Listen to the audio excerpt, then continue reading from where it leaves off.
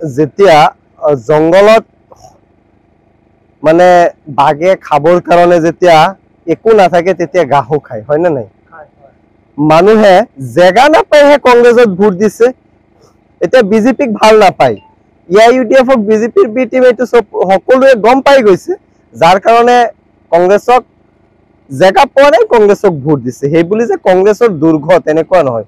কংগ্ৰেছে কি মানুহখিনিক কিনি লৈছে নেকি যে বছৰ বছৰ ধৰি আমি প্ৰতাৰণা কৰিম, আমি আপোনালোকক অত্যাচাৰ কৰিম, আকৌ ভোট আমাকেই দিব?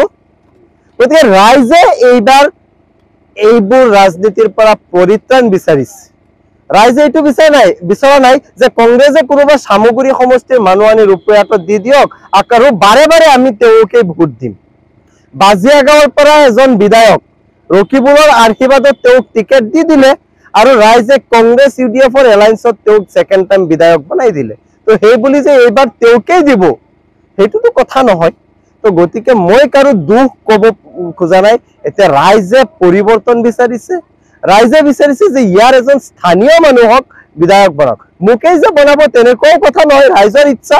গতিকে ৰাইজে দেখা পাইছে যে আজি বিধানসভাত একমাত্ৰ বিৰোধী হিচাপে যদি আছে এক অখিল গগৈ ডাঙৰীয়া, ইয়াৰ বাহিৰে বিৰোধীৰ ভূমিকা কি? আজি গণতন্ত্ৰৰ যিটো আপোনাৰ বিধানসভা, যিটো গণতন্ত্ৰও নাইকিয়া হৈ গৈছে বিধানসভাত। কেতিয়াবা দেখা পাওঁ অখিল গগৈ কথা কবৰ কাৰণে সুবিধা নিদিয়ে, বিজেপি চৰকাৰখন ইমান স্বৈৰাচাৰিতা হৈছে। তো গতিকে বিজেপি চৰকাৰখনে ভাবিছে যে হিন্দু মুছলিম কৰি 26ৰ বৈতৰণি পাৰ কৰিব, এইটো সম্ভৱ নহয়। তো গতিকে ৰাইজে এইবাৰ পৰিৱৰ্তন বিচাৰিছে, যাৰ কাৰণে আপুনি দেখা পাইছে প্ৰায় কেইবা শতাধিক লোকে আজি ৰাইজৰ দলত যোগদান কৰিছে। আপোনালোকৰ কেমেৰাৰ সন্মুখত আছেই। তো গতিকে আপোনালোকে দুৰ্গ নে কি সেইবোৰতো একো কথা নাই, দুৰ্গ বুলি নহয়, ৰাইজে অপশ্যন পোৱা নাই, ভোট দিছে।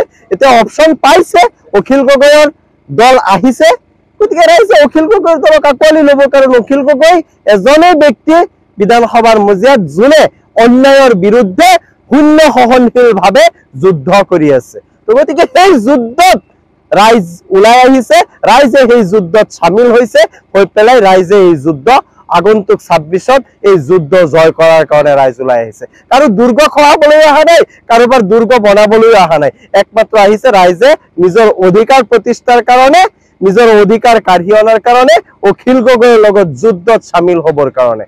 এতিয়া ৰাইজ আছে, ৰাইজ কিহৰ কাৰণে আহিছে? যুদ্ধত সামিল হবৰ কাৰণে, হয়নে নাই? গতিকে ৰাইজে কিয় আহিছে? অখিল গগৈয়ে যিটো যুদ্ধ চলাই আছে অন্যায়ৰ বিৰুদ্ধে, সেই যুদ্ধত সহযোগ কৰাৰ কাৰণে আহিছে। আৰু আমিও সেইটো কাৰণে আহিছো, আৰু ৰাইজো ওলাই আহিছে, ৰাইজৰ পৰিৱৰ্তন লাগে। কথা এটাই, এই সংক্ৰান্তত চৰকাৰখনৰ ভূমিকা, এই সংক্ৰান্তত মই কি ক'ম? চৰকাৰে কৰি আছে, গোটেইখিনি গাত দি দিব। মিয়া আৰু কেইজনমানক ধৰি নি ৰাতিৰ এন্ধাৰত বাংলাদেশ বৰ্ডাৰ পাৰ কৰি দিলে সেইবোৰ চব পাহৰি যায় নহয়। তো গতিকে আমি হিন্দু মুছলিম বুলি নহয়, আজি আমি একগোট হ'ব লাগিব সেই বনিয়া গোষ্ঠীৰ বিৰুদ্ধে, সেই আদানী আম্বানীৰ যিটো চক্ৰান্ত আৰু হিমন্ত বিশ্ব শৰ্মা যিটো বনিয়াৰ চৰকাৰ, তাৰ বিৰুদ্ধে আমি সকলো ওলাই আহিব লাগিব। এতিয়া আমি 2-4 লাখ টকাৰ লালচত আমি কিন্তু অসমৰ আমাৰ যিটো অধিকাৰ, সেই হিন্দু মুছলিম কৰি মিয়াক তুচ্ছ তাচ্ছিল্যতা কৰি পেলাই এইটো কিন্তু হেৰাই আছে।